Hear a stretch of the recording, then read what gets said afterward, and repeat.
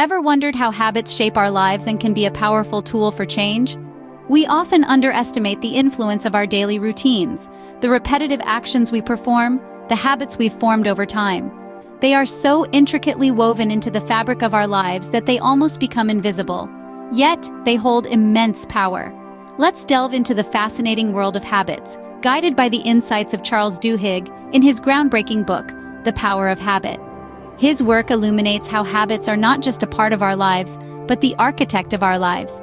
They shape our behavior, dictate our decisions, and in the grand scheme of things, carve our destiny. We're creatures of habit, but that doesn't mean we're slaves to them. We can harness their power, reshape them, and use them as a catalyst for change. As Charles Duhigg puts it, the habits that define us aren't destiny, but a starting point to change. So, what's the science behind habits? Well, it's fascinating. Habits form through a three-step loop process: the cue, the routine, and the reward.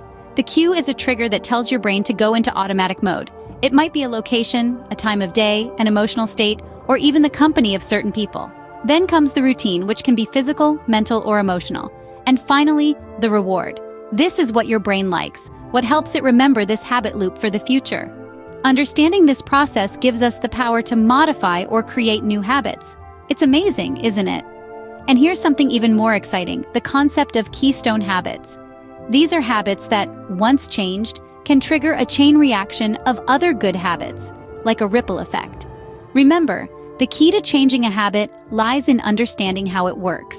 How can we harness the power of habits for personal growth? This is a question that Charles Duhigg answers brilliantly in his book, The Power of Habit. According to him, the secret lies in understanding the anatomy of a habit: the cue, the routine, and the reward. The cue is the trigger that initiates the habit. The routine is the behavior you automatically engage in, and the reward is the benefit you gain from the habit. To change a habit, Duhigg suggests identifying the cue and the reward, and then consciously altering the routine. For instance, if you have a habit of snacking when you're stressed, the cue is stress, the routine is snacking, and the reward is temporary relief. By identifying these components, you can change the routine to something healthier, like taking a walk or meditating, while still achieving the same reward of relief.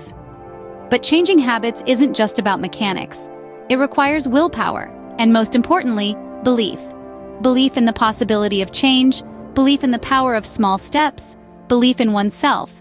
This belief often comes from seeing evidence of change, which is why celebrating small wins is crucial. Small changes over time can lead to significant results. A 5-minute daily exercise routine can evolve into a full workout regime. A single page read every day can turn into a book a month. As Duhigg states, small wins are a steady application of a small advantage. Harness the power of habits, and personal growth becomes not just possible, but inevitable.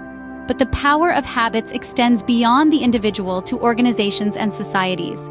As Charles Duhigg shares in his acclaimed book, The Power of Habit, habits are not just personal. They shape and influence our workplaces, our communities, even our civilizations.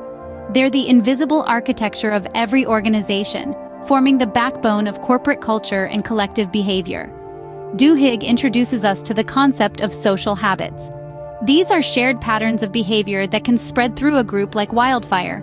They can create a ripple effect, influencing not just one person, but entire communities, businesses, and societies.